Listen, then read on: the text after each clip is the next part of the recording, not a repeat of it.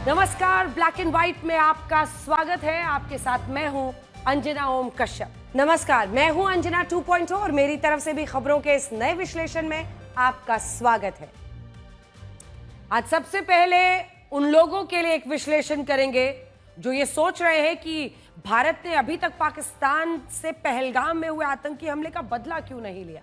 अगर आज सरकार की भाषा में कहे तो भारत बदला लेगा और जरूर लेगा।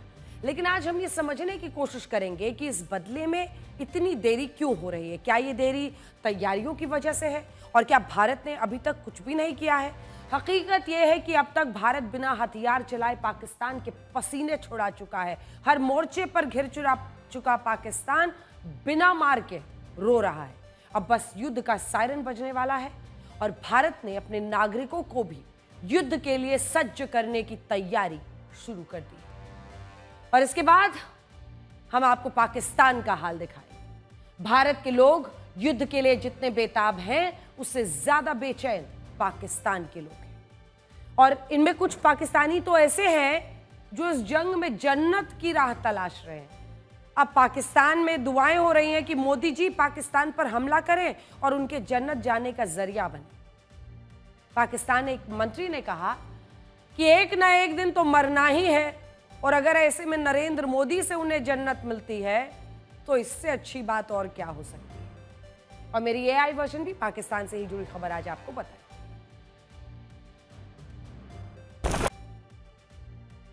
अंजना, पहलगाम हमले के बाद से पाकिस्तान हर मोर्चे पर घिर चुका है। उसे हर दिन भारत के हमले का डर सता रहा है। कमजोर और डरपोक पाकिस्तान को जब कुछ समझ नहीं आ रहा तो वो मजहब की दुहाई देकर मुस्लिम देशों से मदद मांग रहा है। पहले पाकिस्तान के आतंकियों ने धर्म के नाम पर लोगों की जान ली और अब पाकिस्तान धर्म के नाम पर तुर्की के आगे हाथ फैला रहा है।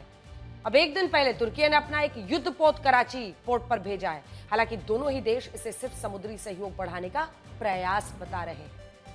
आज ब्लैक एंड व्हाइट में बात सबसे पहले उस सवाल की करेंगे जिसका जवाब इस वक्त देश के 140 करोड़ लोग जानना चाहते हैं।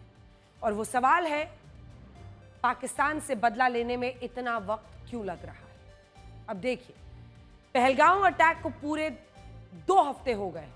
आज 14वां दिन है। इन 14 दिनों में सिर्फ बैठकें हुई हैं, बड़ी बड़ी बैठकें, डिप्लोमेटिक एक्शन, पाकिस्तान का पानी रोकने पर एक्शन हुआ, पाकिस्तान का पैसा बंद करने पर भी बात हो रही है। लेकिन सबसे बड़ा सवाल तो यह है कि 26 निर्दोष लोगों के हत्यारे पर सीधा हमला कब होगा। भारत पाकिस्तान पर अटैक कब करेगा। भारत की सेना लाहौर इस्लामाबाद का रुख कब करेगी। इंडियन एयरफोर्स के जेट पाकिस्तान मिलिट्री के इंस्टॉलेशंस को निशाना कब बनाएंगे। ये देश की मंशा है, देश यही चाहता है, लेकिन ये कब होगा इसका इंतजार है।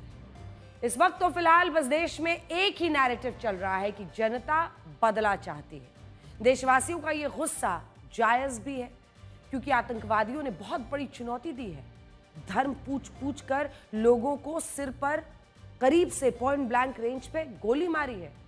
इसलिए हर कोई अब बस एक ही बात चाहता है, इस बार कार्रवाई हो ताकि पाकिस्तान के आतंकियों को न सिर्फ इस बार के लिए सबक मिले बल्कि उनकी फौज की भी 7 पुश्तें याद रखे। और देश का भी यही दबाव है। देशवासी इसीलिए अधीर हो रहे हैं क्योंकि पिछले दिनों अगर आप देखिए तो दोनों बार, यानी कि सर्जिकल स्ट्राइक हो उरी के बाद या फिर पुलवामा के बाद बालाकोट एयर स्ट्राइक्स, इस वक्त तक स्ट्राइक हो चुकी थी।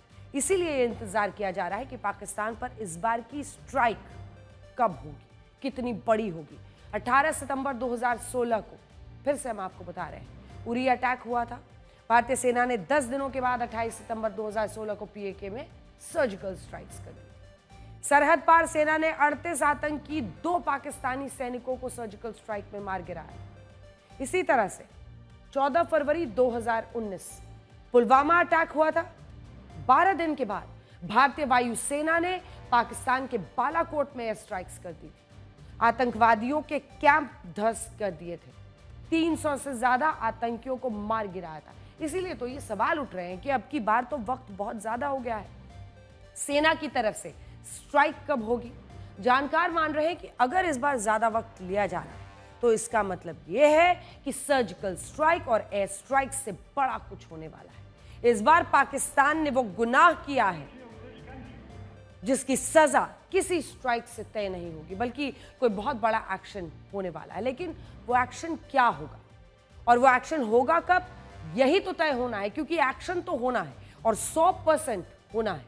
सरकार की तरफ से लगातार यही कहा जा रहा है, लगातार यही संदेश है हर स्तर पर, पहलगाम का बदला लिया जाएगा और ऐसा लिया जाएगा कि पाकिस्तान याद रखेगा।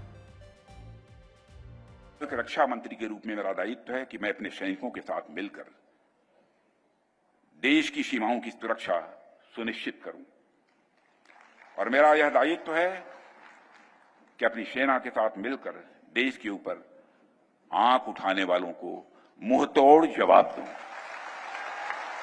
आप सभी हमारे प्रधानमंत्री श्री नरेंद्र मोदी जी को अच्छी तरह जानते हैं।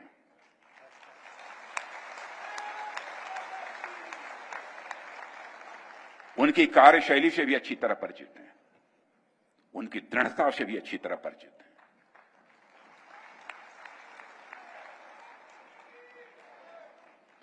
जोखिम उठाने का भाव किस तरीके से उन्होंने सीखा है अपने जिंदगी में, उससे भी आप अच्छी तरह समझते हैं। मैं आपको आश्वस्त करना चाहता हूं, प्रधानमंत्री मोदी जी के नेतृत्व में जैसा आप चाहते हैं वैसा होकर रहे।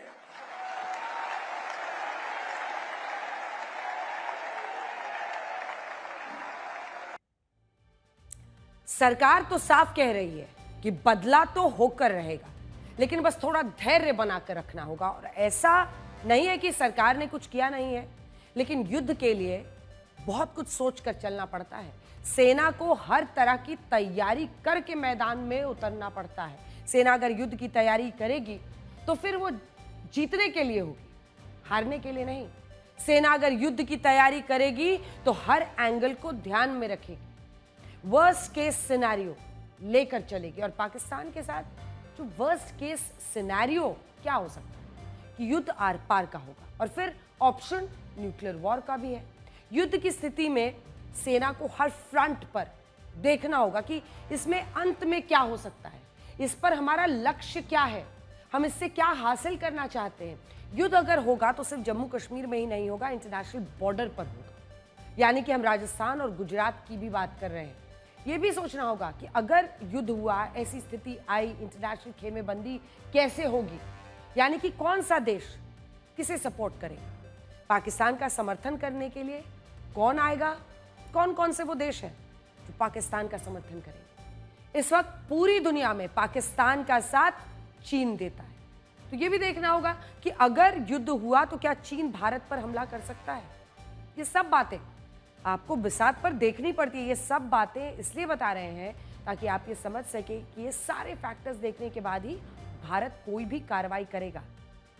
हड़बड़ी में लिया हुआ कोई भी कदम युद्ध कौशल पर भारी पड़ सकता है, और वैसे भी पाकिस्तान बिना कार्रवाई के ही अलग थलग पड़ चुका है।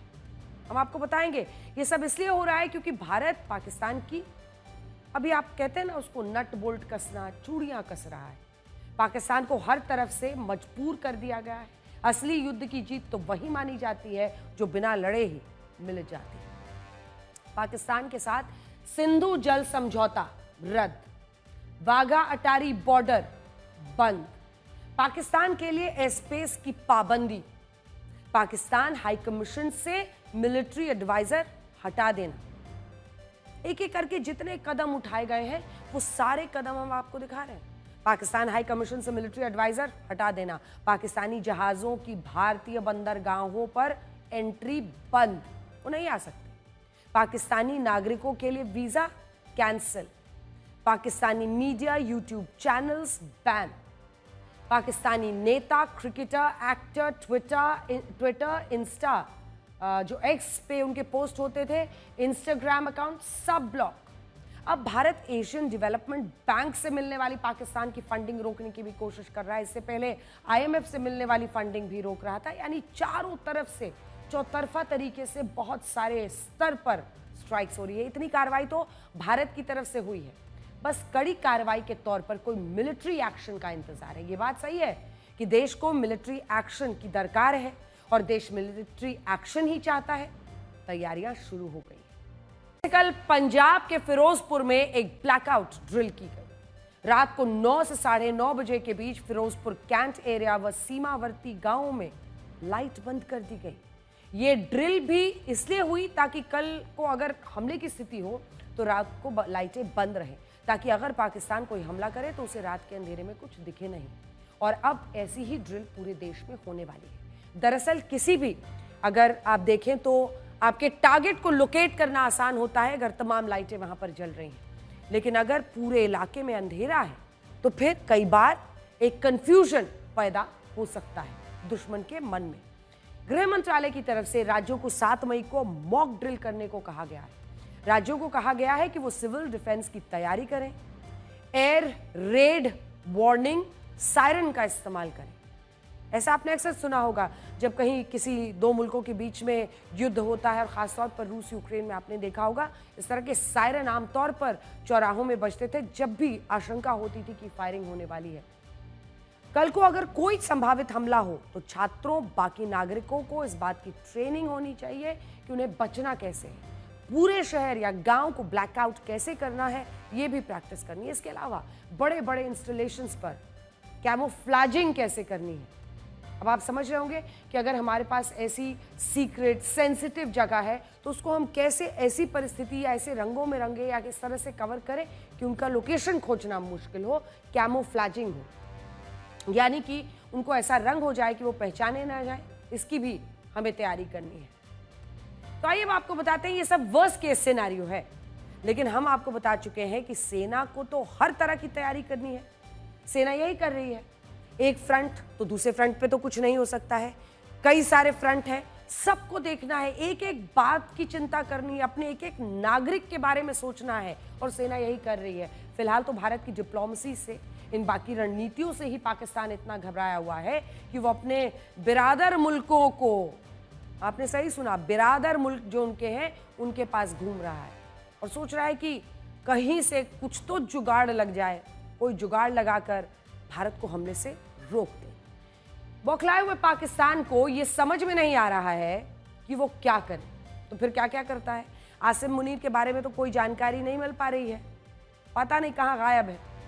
आसिम मुनीर यानी पाक सेना का चीफ, जिसका आप वीडियो इस वक्त देख रहे हैं, जो हिंदुओं के खिलाफ खुलकर भड़काता है, जिसे हाफिज मुनीर वहां कहा जाता है, मौलाना हाफिज मुनीर।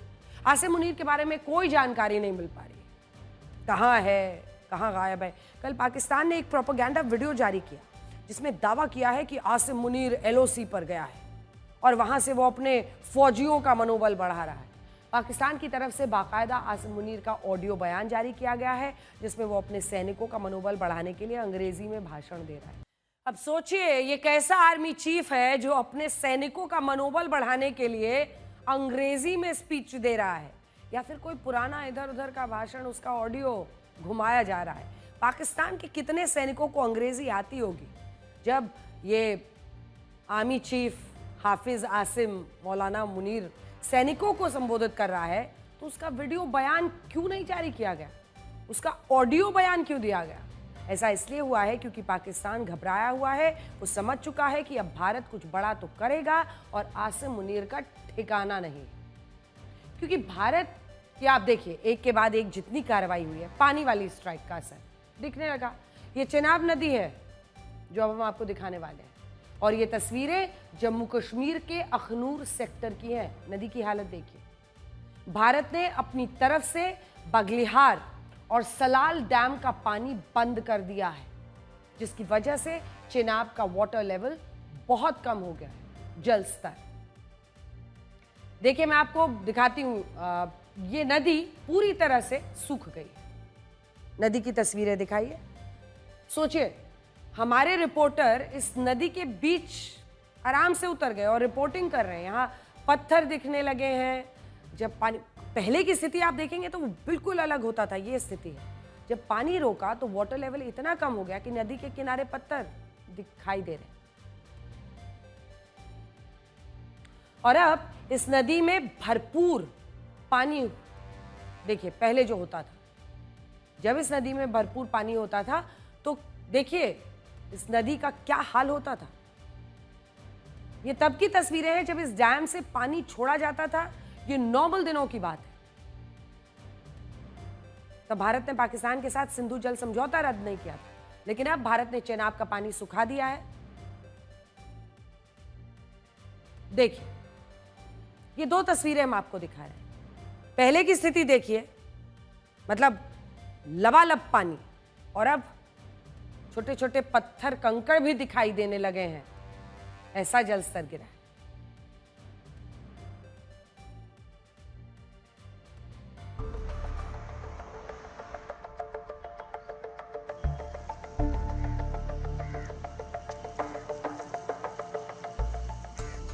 ये एक सीमावर्ती क्षेत्र है और यहाँ से भारत पाकिस्तान अंतर्राष्ट्रीय सीमा जो है बिल्कुल पास में ही है और साथ ही में यहीं से नियंत्रण रेखा भी शुरू होती है। आप जरा कल्पना कीजिए कि कुछ दिन पहले यहाँ पर जल जो है, जिस स्थान पर इस समय मैं खड़ा हूँ यहाँ पर भी जल था। अमूमन देखिए आप आगे तक जल होता है, लेकिन चूंकि कल बगलिहार डैम और साथ ही में जो सलाल डैम है वहाँ पर पानी रोक दिया गया था, इसलिए पानी का जो फ्लो है वो काफ़ी कम हो गया था और जो जल स्तर है वो भी काफ़ी ज़्यादा कम हो गया था और इसीलिए हम यहाँ पर इस समय खड़े हो पा रहे हैं। अन्यथा अगर हम देखें अमूमन तो इस स्थान पर भी जल काफ़ी ज़्यादा होता है। आप देख सकते हैं कि इस समय यहाँ मिट्टी भी आप देख सकते हैं ये गीली है।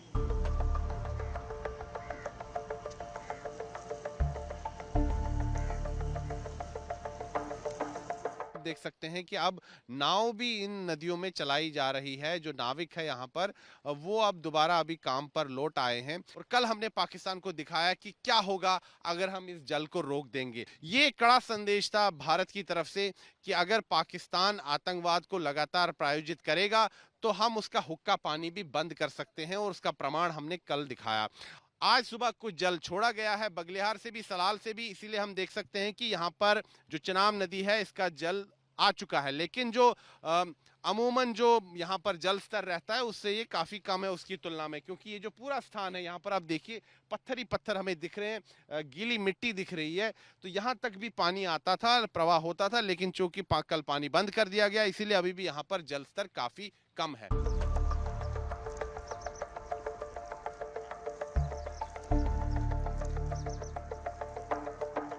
जो पहले जो बंटवारा हुआ था आबादी के लिहाज से देखा जाए, जनसंख्या के ही लिहाज से अगर देखा जाए, या जो हमारी ज़मीन है भूमि है उसके लिहाज से भी देखा जाए, तो पाकिस्तान का 30% ही पानी बनता है। उस हिसाब से हमने ज़्यादा ही पानी दे दिया। हमारे लीडरों ने उन पर दया की और उस दया को उन्होंने हमारी कमजोरी समझी।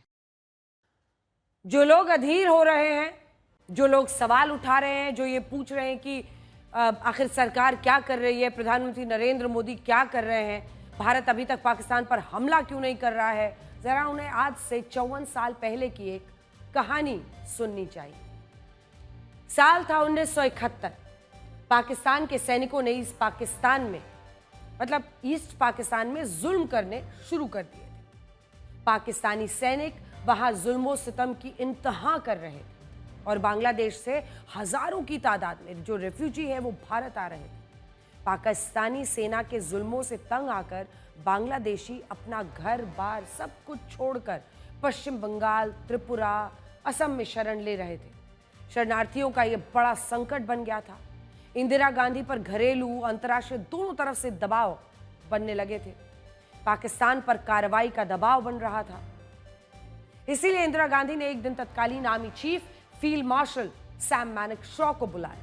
इंदिरा चाहती थी कि पाकिस्तान पर तुरंत हमला हो जाए, लेकिन सैम मैनेक्शॉ ने युद्ध से इनकार कर दिया और इसकी वजह यह नहीं थी कि सैम मैनेक्शॉ डर गए थे या वो अपनी प्रधानमंत्री का आदेश नहीं मानना चाहते थे, लेकिन उन्होंने इसलिए तो तुरंत इनकार किया क्योंकि एक सैनिक युद्ध हारने के लिए नहीं, जीतने के लिए लड़ता है। इसीलिए सैम मैनेक्शॉ ने यह सुनिश्चित किया कि जब भारत की सेना युद्ध में उतरे तो जीत भारत की ही।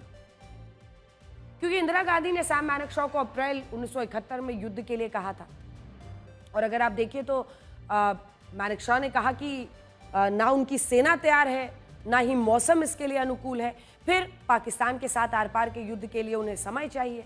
तब तो हो सकता है कि इंदिरा गांधी ने भी ये सोचा हो कि मैनेक्शॉ शायद पीछे हट रहे हैं, लेकिन जब सेना तैयार हो गई, मौसम ठीक हो गया, दिसंबर में भारत ने आर पार का युद्ध कर दिया, विजय सुनिश्चित की। सुनिए, सबसे पहले आप सैम मानेकशॉ की ये बात सुनिए और ये ध्यान रखिए कि तुरंत युद्ध शुरू करना किसी के चाहने से नहीं होता है, बल्कि ये सब कुछ सेना तय करती है, हालात और वक्त दोनों देख। सोचिए, 1971 में भी भारतीय सेना को युद्ध की तैयारी करने और फिर पाकिस्तान पर हमला करने में 7 से 8 महीने उस वक्त लग गए थे। हालांकि इसका यह मतलब नहीं है कि अभी भी इतना वक्त लगेगा, लेकिन हमें सेना की तैयारियों को सेना पर ही छोड़ना चाहिए। अब ऐसे में एक राष्ट्राध्यक्ष के तौर पर प्रधानमंत्री नरेंद्र मोदी ने तो सेनाओं को खुली छूट दी है। उन्हें यह बता दिया है कि सरकार क्या चाहती है, अब कैसे करना है, कब करना है, कितना करना है, कहां करना है, यह सब कुछ सेना तय करेगी। इसीलिए सेना पर दबाव बनाने की जरूरत नहीं है, सभी को इंतजार करना। लेकिन ये सब हमारे देश के विपक्ष को कहां नजर आता है? उन्हें तो अपनी पॉलिटिक्स चमकानी है। बात चाहे देश की हो, देश के दुश्मनों की हो, आतंकियों की हो, दुश्मन देश की हो, पाकिस्तान की हो, कुछ विपक्षी नेता ये तय करके चलते हैं कि उन्हें सरकार के साथ खड़ा ही नहीं होना है। देखिए, अजय राय उत्तर प्रदेश कांग्रेस के अध्यक्ष हैं। वाराणसी सीट से नरेंद्र मोदी के खिलाफ ये चुनाव लड़ चुके हैं, 4.5 लाख से ऊपर वोट भी मिले हैं। देखिए क्या कर रहे हैं। ये ऐसे वक्त पर जब हमारे 26 नागरिकों की जान गई है, पूरा देश इंतजार कर रहा है, सेना तैयारी कर रही है, हमारे सैनिक कूच कर रहे हैं, और अजय राय ने इस युद्ध वाले माहौल में हेडलाइन बनाने के लिए बेजोड़ तरीका खोजा है। और अब शोध करने का विषय है कि आखिर ऐसे नायाब आइडिया इनको आते कहां से हैं। अजय राय की वायरल होने वाली रेसिपी है ये, बेजोड़ हेडलाइन के लिए, सुर्खियों में आने के लिए। लेकिन सवाल यह है कि ये वीडियो जब वायरल होता है तो ये प्रोपेगेंडा पूरे विश्व में पहुंचता है। अजय राय वाराणसी के खिलौनों की मार्केट में गए, एक टॉय प्लेन खरीदा, उस पर लिखा रफाल। ये देखिए, अच्छे से दिखा रहे हैं। और फिर सब्जी वाले से लिया नींबू मिर्ची खरीद कर लाए। ये भी मुमकिन है कि वो मंगाए हों। फिर उसे धागे से बांधा, पूरा टाइम लगाया, उसे धागे से बांधा, इस टॉय प्लेन पर लटका दिया और उसके बाद बोलने लगे। नैरेटिव ये था कि भारत के रफाल फाइटर जेट से नींबू मिर्ची कब उतारेंगे और इसे पाकिस्तान के खिलाफ कब भेजोगे। सोचिए, ये लाइन कहने के लिए अजय राय ने इतना बड़ा ड्रामा किया। सरकार के एक्शन पर प्रश्न पूछने में कोई दिक्कत नहीं है, कुछ गलत नहीं है, लेकिन अजय राय ने इतना बड़ा ड्रामा सिर्फ ये पूछने के लिए किया और रफाल विमान को ऐसे दिखाया, वो भी तब जब अजय राय के सुपर बॉस राहुल गांधी पूरी कांग्रेस पार्टी से कह चुके हैं कि सरकार के साथ है, सरकार पाकिस्तान के खिलाफ जो भी कदम उठाएगी कांग्रेस पूरी तरह से समर्थन करेगी। कांग्रेस पार्टी के ये नेता अपने ही बड़े नेताओं के बयानों पर पलीता लगा रहे हैं। नहीं तो अजय राय को आज ये ड्रामा करने की क्या जरूरत आन पड़ी थी। ये जो केंद्र सरकार ले आई राफेल, रक्षा मंत्री जी ने नींबू मिर्च बांधकर इसको खड़ा किया हुआ। ये मैंने नहीं बांधा, ये रक्षा मंत्री, ये भारत सरकार ने बांध के खड़ा किया हुआ नींबू मिर्च। लिखे भी हैं राफेल। अरे राफेल है ये भाई, वहीं से मंगाया गया है ये। हाँ, अंदर बैठे भी, आगे अमित शाह पीछे, आगे वो हैं मोदी जी, पीछे राजनाथ सिंह। अजय राय जी रफाल विमान को के ऊपर खिलौना ऐसा दिखाते हुए, नींबू मिर्ची दिखाते हुए मजाक उड़ाने का प्रयास कर रहे हैं। मैं देश की जनता से कहना चाहता हूं कि कितने दुख की बात है कि मात्र एक दिन पहले इसी ईस्टर्न यूपी में गंगा एक्सप्रेस वे के ऊपर रफाल ने लैंडिंग की और उड़ान भरी। यानी ये सीधा संदेश था पाकिस्तान और हमारे देश के दुश्मनों को, और उसी क्षेत्र में, उसी गंगा के किनारे बैठकर कांग्रेस पार्टी का प्रदेश अध्यक्ष उसी रफाल विमान का मजाक उड़ा रहा है। इससे साफ हो जाता है कि कांग्रेस की मानसिकता क्या है। हर भारतीय की तरह पाकिस्तान भी यही सोच रहा है कि भारत हमला कब करेगा। हमले का यही डर पाकिस्तान को सोने नहीं दे रहा है। हालात ये है कि पाकिस्तान के जो सांसद हैं वो स्पेशल सेशन बुलाकर अपना डर एक दूसरे से बांट रहे हैं और सांसद इतना डरे हुए हैं कि वो संसद में नहीं आना चाहते हैं। अच्छा, 5 बजे पाकिस्तान की नेशनल असेंबली का स्पेशल सेशन बुलाया गया था। इस सेशन का मकसद पहलगांव हमले के बाद भारत की कार्रवाई पर चर्चा करना था, लेकिन हैरानी की बात यह थी कि इस चर्चा में बहुत ही कम संख्या में सांसदों ने हिस्सा लिया। खाली कुर्सियां बहुत सारी, फिर बीच बीच में एक एक दो दो फुल स्टॉप कॉमा की तरह बैठे हुए थे। सोचिए, जिस मुद्दे पर अलग अलग मंच से पाकिस्तानी सांसद बड़ी बड़ी बयानबाजियां कर रहे हैं, उसी मुद्दे पर जब चर्चा हुई तो पाकिस्तान के सांसद नदारत। कोई सांसद भारत और भारतीय सेना के खिलाफ कुछ नहीं बोलना चाहता था। पाकिस्तान के सांसदों को भी पता है कि भारत हमला करेगा ही करेगा। वो तो बस इस बात का इंतजार कर रहे हैं कि यह हमला कब होने वाला है, कितना बड़ा होने वाला है। आप भी पाकिस्तान के मंत्रियों और नेताओं की दिखावटी बयानबाजियों पर मत जाइए। सच ये है कि पाकिस्तान के नेता हमले के खतरे से डर गए हैं। वो पाकिस्तान छोड़कर भागना चाहते हैं। इमरान खान की पार्टी पाकिस्तान तहरीक इंसाफ के सांसद हैं शेर अफजल खान मारवात, जिनका कहना है कि अगर भारत ने हमला किया तो वो लड़ेंगे नहीं, इंग्लैंड भाग जाएंगे। पाकिस्तानी सांसद की ये बात सुनकर आप खुद समझ सकते हैं कि पाकिस्तान में इस वक्त क्या हालात है। शेर अफजल खान जो बात कह रहे हैं वही पाकिस्तान का सच है। पाकिस्तान के नेता ही नहीं बल्कि उनके सैन्य अधिकारियों ने भी अपने परिवार को अलग अलग देशों में शिफ्ट कर दिया है। उन्हें पता है कि भारत से युद्ध हुआ तो 4 दिन के अंदर ही हालात खराब हो जाएंगे, क्योंकि उनके पास भारत से लड़ने की क्षमता ही नहीं है। सूत्रों से खबर है कि पाकिस्तान के पास युद्ध के लिए 4 दिन का ही गोला बारूद बचा है, क्योंकि पाकिस्तान सरकार ने पैसा कमाने के चक्कर में अपने हथियार यूक्रेन को बेच दिए। पाकिस्तान सरकार ने अमेरिका की एक कंपनी के साथ यूक्रेन को हथियार बेचने की डील की थी और ये डील करीब 7,843 करोड़ रुपए की थी। पाकिस्तान 155 mm के तोप के गोले यूक्रेन को बेचे हैं, जिसे पाकिस्तान के पास अपनी M109 हौज़र तोप के लिए 155 mm के गोले पर्याप्त मात्रा में अब नहीं बचे हैं। पाकिस्तानी सेना को हथियार देने वाली पाकिस्तान ऑर्डिनेंस फैक्ट्री की मशीनें पुरानी हो गई हैं, जिससे बड़े पैमाने पर हथियार नहीं बन रहे हैं। इसीलिए 3 दिन पहले इस मुद्दे पर पाकिस्तान में स्पेशल कोर कमांडर्स की कॉन्फ्रेंस में इस पर बहुत बहस हुई है। पाकिस्तानी सेना डरी हुई है कि बिना गोला बारूद के भारत से कैसे लड़ा जाए। पाकिस्तान में इस बात पर हंगामा मचा है कि आखिर उनकी सरकार ने यूक्रेन को अपने हथियार क्यों बेच दिए हैं। यूक्रेन को हथियार बेचना पाकिस्तान की मजबूरी थी। पाकिस्तान ने अमेरिका और ब्रिटेन के कहने पर ही अपना जो गोला बारूद यूक्रेन को बेचा था और अब उसके पास अगर आप देखें तो भारत से युद्ध लड़ने लायक गोला बारूद ही नहीं बचा है। पैसा चाहिए था। अमेरिका और ब्रिटेन ने पाकिस्तान पर उनके जरिए यूक्रेन को हथियार बेचने का दबाव डाला था, ताकि उन्हें खुद के हथियार यूक्रेन को ना देने पड़े। और पाकिस्तान को ये लालच दिया गया कि अगर वो यूक्रेन को अपने हथियार बेचेगा तो उसे FATF की ग्रे लिस्ट से बाहर कर दिया जाएगा। 2018 में FATF की ग्रे लिस्ट में, यानी आतंकवाद फैलाने वाले देश वाली लिस्ट में नाम था। 2022 आते आते रोध होके वहां से निकल गया। कर्ज में दबा हुआ पाकिस्तान बुरी तरह से फंसा था, इसीलिए उसने अपने ज्यादातर गोला बारूद यूक्रेन को बेच दिए हैं और अब वो बुरी तरह से फंस गया है। आपको याद होगा कि पाकिस्तान के रक्षा मंत्री ख्वाजा आसिफ ने एक इंटरव्यू दिया था ना, और उसमें कहा था कि पाकिस्तान आतंकवादियों को समर्थन देता है। इसी इंटरव्यू में उन्होंने कहा था अमेरिका ब्रिटेन नाम लेकर उन पर आरोप लगाया कि पाकिस्तान उनके कहने पर डर्टी वर्क, ऐसा काम करता है, आतंकवाद को पालता है, आतंकियों को ट्रेनिंग देता है।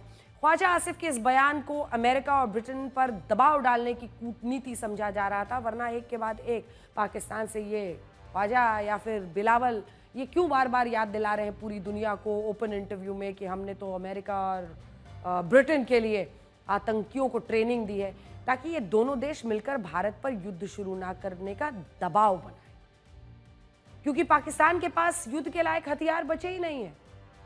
पाकिस्तान की सेना इस बात से डरी हुई है कि अगर भारत में बड़ा युद्ध शुरू हुआ तो मात्र 96 घंटे में सरेंडर करना पड़ेगा। और अब तो उसके आर्थिक हालात भी ऐसे नहीं है कि वो दूसरे देशों से हथियार ही खरीद सके।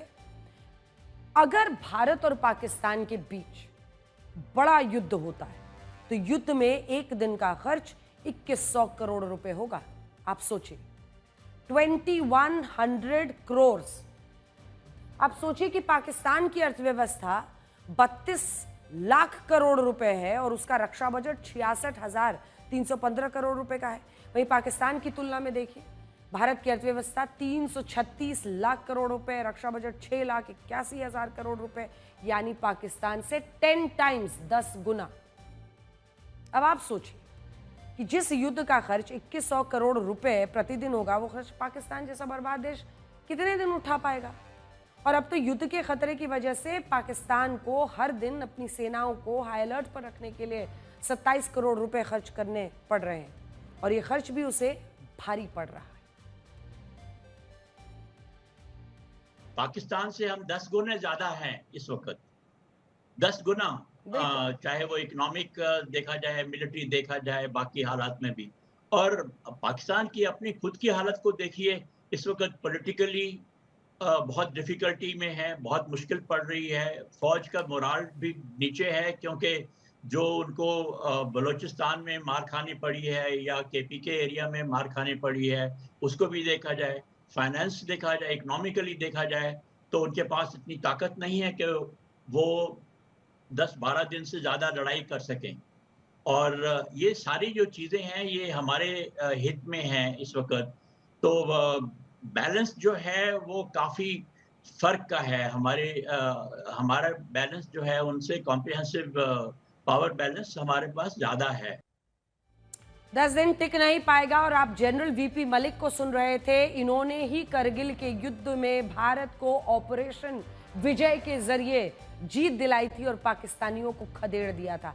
देखिए, भारत से सीधे युद्ध का खतरा जैसे जैसे बढ़ रहा है, पाकिस्तान में अंदर ही अंदर एक बिखराव पैदा हो रहा है। पाकिस्तानी सेना मात्र दिखावे के लिए मिसाइलों का टेस्ट करती है बीच बीच में, असलियत में वो लोगों से निवाला छीनकर अपना पेट भरने की तैयारी कर रही है। पाकिस्तानी जो सेना है वो अब पीओके की जो जनता है लूट कर उनको अपने घर का राशन भर रही है। ये तस्वीरें और ये रिपोर्ट देखकर आप हैरान रह जाएंगे। पाकिस्तानी सेना कितना गिर सकती है। पाकिस्तानी सेना ने अभी कुछ दिन पहले पीओके में जो लोग हैं उनसे कहा था कि वो कम से कम 2 महीने का राशन इकट्ठा कर ले। अब जो राशन लोगों ने इकट्ठा कर लिया, पाकिस्तानी सेना उसे ही लूट रही है। हालात ये है कि पाकिस्तानी सेना ने पीओके में मौजूद आटा अपने कब्जे में ले लिया है।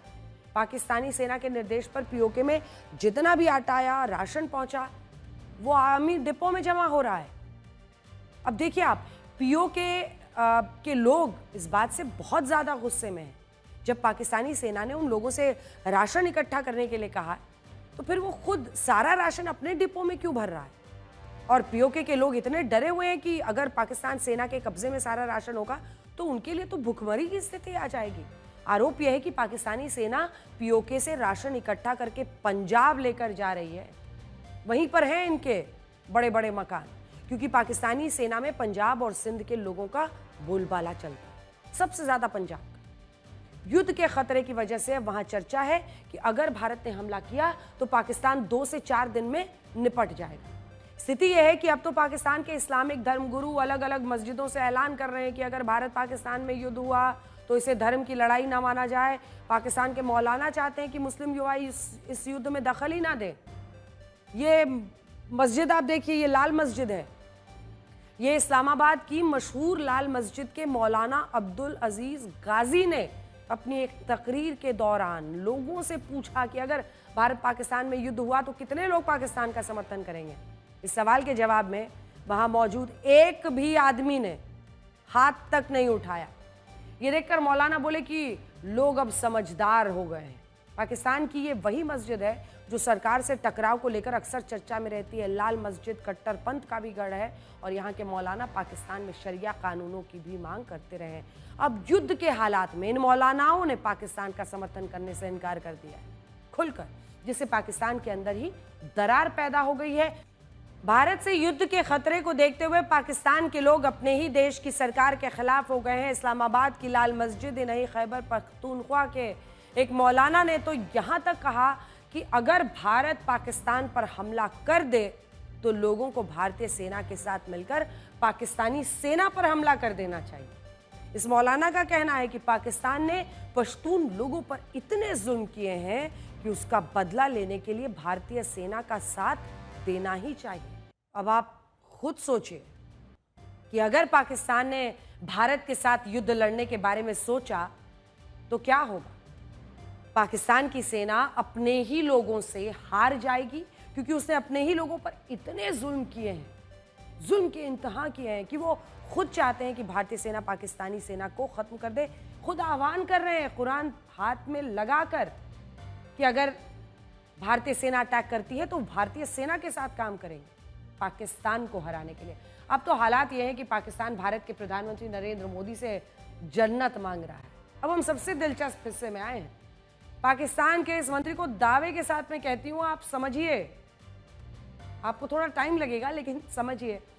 मंत्री कह रहे हैं कि नरेंद्र मोदी उन्हें जन्नत दे दें तो इससे अच्छी बात और क्या हो सकती है। ये पाकिस्तान के राष्ट्रीय स्वास्थ्य सेवा मंत्री हैं सैयद मुस्तफ़ा कमाल। वो कहा कि एक ना एक दिन तो मरना ही है, अगर ऐसे में नरेंद्र मोदी उन्हें जन्नत मिलती है तो इससे अच्छी बात क्या हो सकती है। अब पाकिस्तान वाले इसको लूप में सुन रहे होंगे समझने के लिए कि कह क्या रहा है। दरअसल ये बयान पाकिस्तान के मंत्रियों में भारत से संभावित युद्ध का डर है। वो जोश में बोलना चाहते थे, बोल ही देते हैं कि भारत को मुंहतोड़ जवाब दिया जाएगा, लेकिन अंदर खाने में ये डर भी होता है कि अगर युद्ध हो गया तो क्या होगा। सैयद मुस्तफ़ा कमाल ने भी जोश में कह दिया कि परमाणु बम पटाखे नहीं है, उनकी असली ज़िंदगी तो मौत के बाद शुरू होती है, लेकिन फिर बोले कि जब एक दिन मरना ही है तो क्यों ना नरेंद्र मोदी के हाथों मरा जाए। पाकिस्तान को इसलिए भी पैनिक होना चाहिए क्योंकि अगर युद्ध की स्थिति हुई तो ये तय है कि खैबर पख्तूनख्वा और बलूचिस्तान पाकिस्तान का साथ नहीं देगा। ये दो इलाके तो सवाल ही नहीं उठता है। बलूचिस्तान की तरफ से साफ साफ कह दिया गया है कि वो पाकिस्तान आर्मी के साथ नहीं है। कुछ दिन पहले पाकिस्तान के सेना प्रमुख आसिम मुनीर ने बलूचिस्तान को धमकी दी थी, कहा था कि 1500 आतंकी हमारा कुछ नहीं बिगाड़ सकते हैं। अब बलूचिस्तान की तरफ से जवाब आया है। बलूचिस्तान के पूर्व मुख्यमंत्री हैं अख्तर मेंगल, उन्होंने पाकिस्तान की फौज को 71 याद दिलाया है। पाकिस्तान की फौज को 1971 में हुआ सरेंडर याद दिलाया है। पाकिस्तान की फौज की पूरी बेइज्जती कर दी। ये पूछा है कि जब 90,000 फौजियों की पतलूनें उतारी गई थी, वो आने वाली पीढ़ियों को बताओगे कि नहीं। यानी ये तो तय है कि अगर युद्ध हुआ तो पाकिस्तान का साथ उसकी जनता ही नहीं देने वाली है। हमने हर इलाके की तस्वीर और लोगों की बात आपको सुना दी। पाकिस्तान भारत के साथ युद्ध के लिए खोखले दावे कर रहा है, लेकिन कुछ लोगों का मानना यह भी है कि उसके अंदर एक कॉन्फिडेंस भी दिख रहा है। लेकिन सवाल यह है कि पाकिस्तान किसके दम पर उछल रहा है। अगर भारत और पाक के बीच कल को एक फुल फ्लेजेड वॉर भी हो जाए तो फिर पाकिस्तान के साथ कौन खड़ा रहेगा। क्या मजहब के नाम पर पाकिस्तान किसी इस्लामिक देश को अपनी तरफ कर सकता है।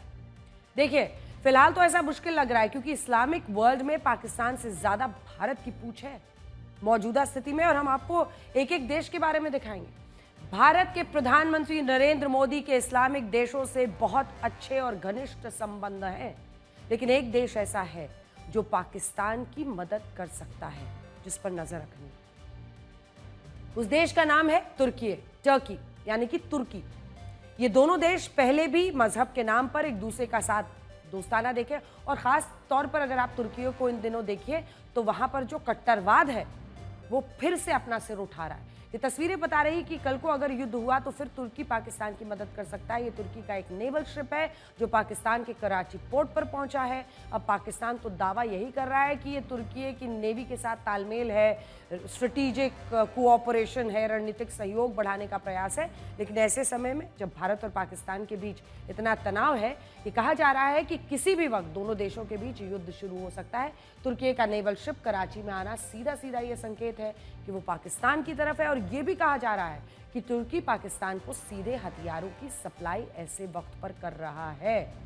हम आपको बता चुके हैं कि पाकिस्तान के पास हथियार खत्म है क्योंकि पाकिस्तान ने सारे हथियार बेचे यूक्रेन को, पैसा चाहिए था, इसीलिए पाकिस्तान के पास गोला बारूद की भारी कमी। अब सूत्र ये बता रहे हैं कि पाकिस्तान के हथियारों की इस कमी को टर्की यानी तुर्की ही पूरा कर रहा है।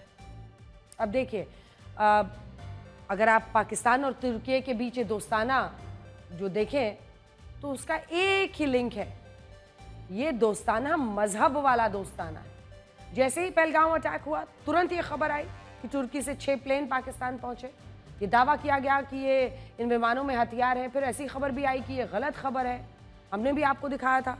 लेकिन तुरंत फिर टर्की की तरफ से ये जो सफाई आई कि उसका एक प्लेन पाकिस्तान में उतरा था और वो रिफ्यूलिंग के लिए आया था। तब तो ये सिर्फ एक अफवाह थी, लेकिन अब ये सवाल उठने लगा है कि क्या तुर्की पाकिस्तान को हथियारों की सप्लाई कर रहा है, मजहब के नाम पर एक अलग तरीके से पाकिस्तान को फिर से आतंकवाद के लिए पैसा हाथ में दे रहा है। दोनों के बीच में सैन्य संबंध पहले से है, दोनों की सेनाएं आपस में प्रैक्टिस भी करती रही। घमंडी अपनी जीत को सदा की जीत समझता है, पर विनम्रता की मेहनत उसे धूल में मिलाकर रख देती है। नमस्कार।